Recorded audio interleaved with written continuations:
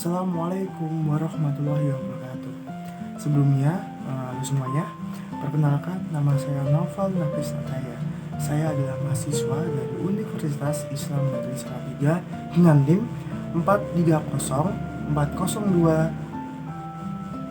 4131. Baik, saya di sini dari Fakultas Dakwah yang mengambil jurusan yaitu Psikologi Islam.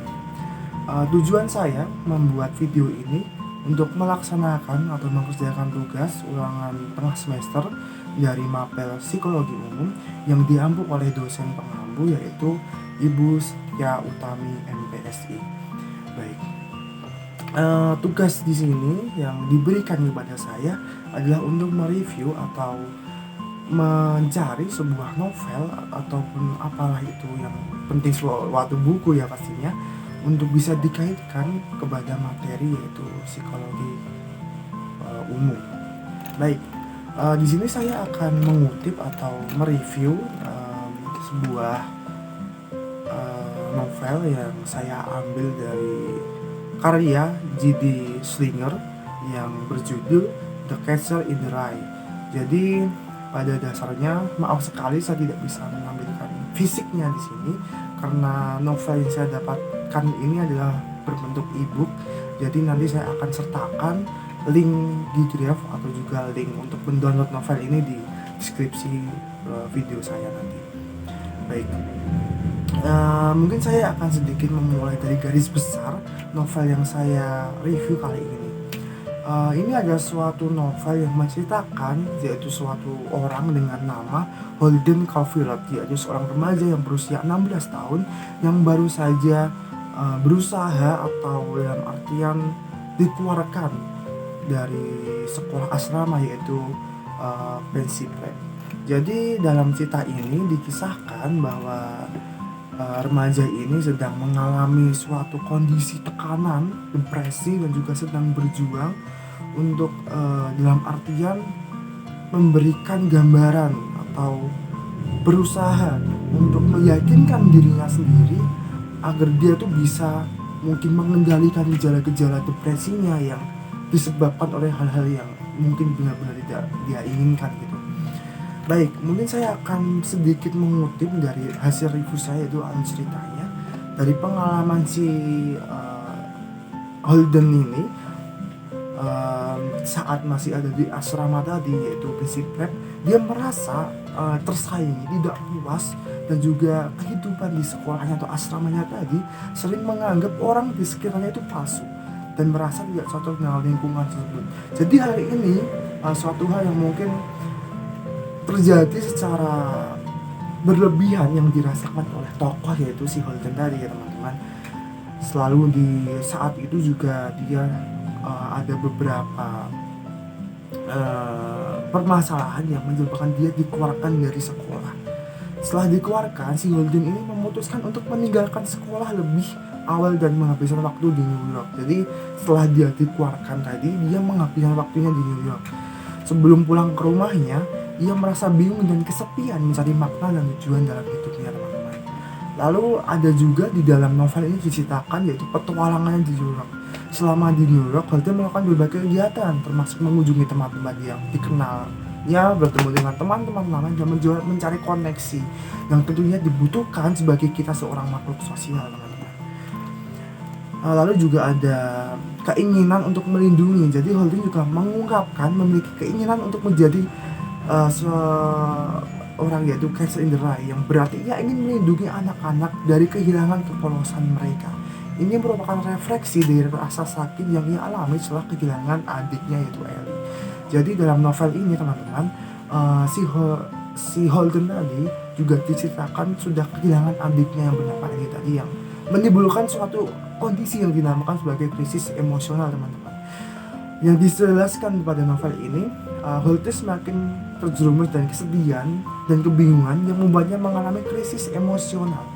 Lalu ia merasakan depresi dan mengalami kecemasan mendalam. Jadi bila kita tarik dari suatu gambaran besar yang saya ceritakan tadi, dapat dianalisis secara psikologis teman-teman. Yang pertama adalah depresi dan kecemasan. Jadi gejala depresi adalah yang dialami oleh si Holden tadi ya teman-teman. Itu adalah suatu perasaan kosong, kesepian, kehilangan minat pada hal-hal yang dulunya menyenangkan seperti sekolahnya, interaksi sosialnya, ketidakmampuannya untuk terhubung dengan orang lain dan menciptakan rasa terasingan tersendiri yang diciptakan oleh dirinya sendiri. Jadi ini sugesti teman-teman, seperti yang sudah saya review tadi secara singkat tadi ya teman-teman, bahwa dapat dikaitkan bila orang sudah merasa kesepian, merasa kehilangan minat pada hal-hal yang dia inginkan, itu cenderung akan mendapatkan suatu gejala depresi teman-teman. Lalu juga dalam novel yang saya baca tadi dapat disimpulkan bahwa si Holden juga merasakan kecemasan sosial. Dapat digambarkan di saat dia merasa cemas dalam situasi sosial dan sering menghindari interaksi. Jadi mencerminkan ketidakpastian teman-teman yang dialami remaja saat memasuki dunia dewasa. Ini suatu hal yang sebenarnya wajar teman-teman untuk remaja, bahkan di usia saya juga yang mungkin sudah beranjak ingin ke dewasa ya, itu sudah suatu hal yang wajar. Tapi dalam kasus yang dibawakan di dalam novel the Catcher in the Rye tadi itu menjelaskan hal yang mungkin bisa dikaitkan, bukan mungkin tapi bahkan bisa dikaitkan gitu kepada materi yaitu psikologi umum. Oke. Di dalam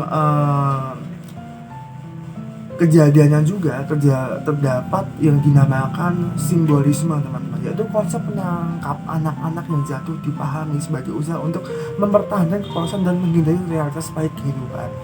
Jadi apa yang ingin dilakukan tadi seorang Holden tadi itu bentuk dari dia melindungi dirinya sendiri dengan menjadikan dirinya lebih lebih diartikan sebagai seseorang yang berusaha untuk menghilangkan rasa cemasnya, rasa ketidakpastiannya dengan menjadi seseorang yang ingin melindungi hak-hak mental orang lain sebagai the catcher ya teman-teman, yang dinamakan di sini ada sebagai simbolisme bahwa dalam suatu tahap tertentu seseorang bisa merasakan tingkat emosional dalam artian tertekan tadi bisa dialihkan dengan cara mencari pelampiasan lain. Nah ini bisa kita bedakan apakah pelampiasannya itu baik ataukah tidak.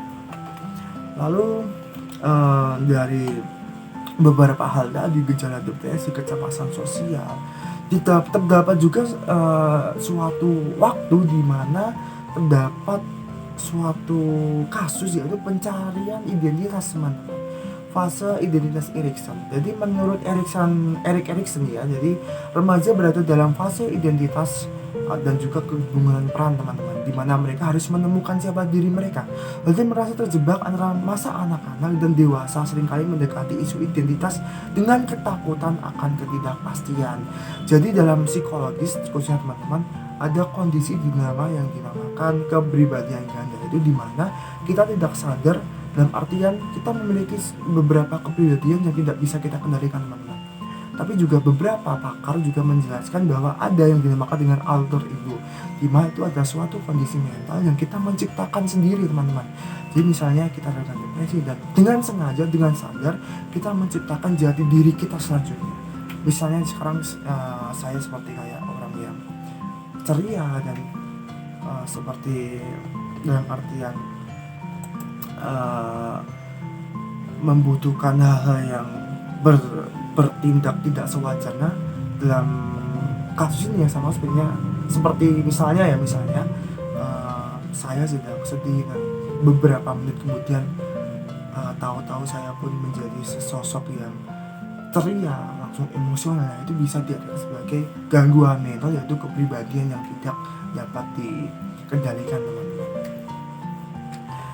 Lalu juga beberapa hal yang dapat kita ambil dari novel ini yaitu betapa pentingnya pengendalian diri, pengendalian emosional yang harus dikendalikan apalagi di masa remaja teman-teman. Karena masa remaja adalah suatu masa di mana kita menjadi jati diri kita yang akan mempengaruhi mental kita untuk kedepannya teman-teman. Kayak kita akan menjadi apa, seperti apa suasana hati kita selanjutnya, itu lebih mempengaruhi mood teman-teman. Jadi alangkah baiknya kita bisa mengontrol mental kita agar terhindar dari mungkin kecemasan sosial, depresi berat yang sudah saya jelaskan tadi, teman-teman. Lalu dari novelnya tadi juga dapat diambil dari sisi keterkaitan dengan Al-Quran, teman-teman. Seperti yang sudah dijelaskan dari surat Al-Baqarah ayat 2286, ada juga Al-Hujurat 4913, dan juga ada surat Al-Maidah 532. Yang mungkin saya akan mencoba membacakan yaitu di surat Al-Baqarah 286, teman-teman. Oke, Bismillahirrahmanirrahim. La yakhalifuha nafsa ila wa usaha lahamma kasaba wa alaihi maktasa rabbana laqtukhizuna inna sina au aknona rabbana wa la tahlimna alaina israqhama hamalatu alazina min qablina rabbana wa la tahlina mal la taqtalana bih wa'fu anna waghfir lana warhamna anta maulana faksuna allahumil kafirin. Jadi dapat diartikan Allah tidak membebankan seseorang kecuali menurut kesanggupannya. Bagiannya adalah sesuatu pahala dari kebajikan yang diusahakan dan terhadapnya ada pula suatu siksa atau kejahatan yang diperbuatnya. Mereka berdoa, wahai Tuhan kami, janganlah Engkau hukum kami jika kami lupa atau kami salah. Wahai Tuhan kami, janganlah Engkau bebani kami dengan beban yang berat sebagaimana Engkau bebankan kepada orang-orang sebelum kami. Wahai Tuhan kami, janganlah Engkau pikulkan kepada kami apa yang tidak sanggup kami memikulnya. Maafkanlah kami, ampunilah kami, dan rahmatilah kami. Engkaulah pelindung kami, maka tolonglah kami dengan menghadapi kaum kafir, teman-teman. Jadi bila dikaitkan tadi ya, seperti yang sudah ada di novel tadi, ayat ini menyatakan bahwa Allah tidak membayar seorang melainkan sesuai dengan kesanggupannya. Jadi iman, teman-teman, di sini kita bisa mengimani dengan kesabaran, dengan keteguhan hati, dan dengan mengamalkan apa yang sudah dijelaskan pada Al-Quran. Insya Allah tidak akan terjadi seperti yang terjadi di novel tadi. Tidak akan ada kecemasan sosial, tidak akan juga rasa kayak ketakutan yang berlebihan yang menyebabkan munculnya gangguan-gangguan mental seperti kepribadian ganda, ketidakseimbangan emosional, teman-teman.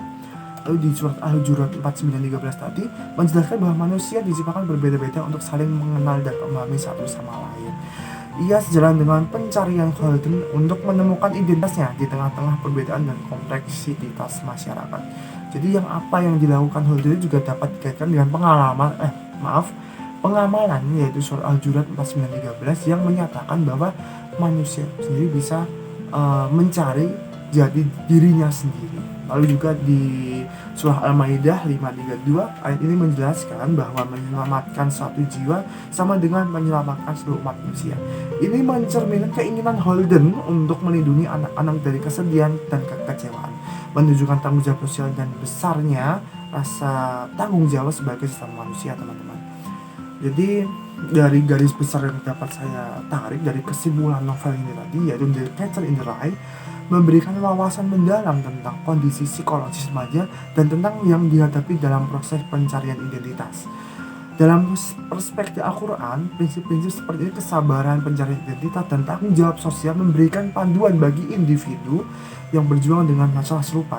Integrasi pemahaman psikologis dan spiritual ini memungkinkan kita untuk lebih bijaksana dan menghadapi tantangan hidup, serta memberikan dukungan kepada mereka yang membutuhkan, teman-teman.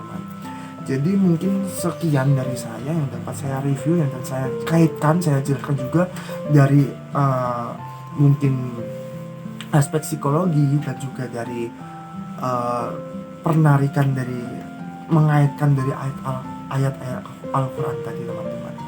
Jadi mungkin sekian dari saya. Bila ada salah kata mohon dimaafkan, dan semoga dengan penjelasan saya tadi dapat menjadi ilmu yang berguna bagi kita semua, dapat menjadi suatu gambaran bahwa hal-hal yang terjadi bahkan di suatu pengalaman itu pasti ada jawabannya di diri kita sendiri, mungkin dari Al-Quran, dari pencarian kita, pemikiran kita yang dapat diartikan sebagai jati diri kita sendiri, teman-teman. Baik, mungkin sekian dari saya. Bila ada salah kata mohon dimaafkan. Bila taufiq wal hidayah. Wassalamualaikum warahmatullahi wabarakatuh. Terima kasih, teman-teman.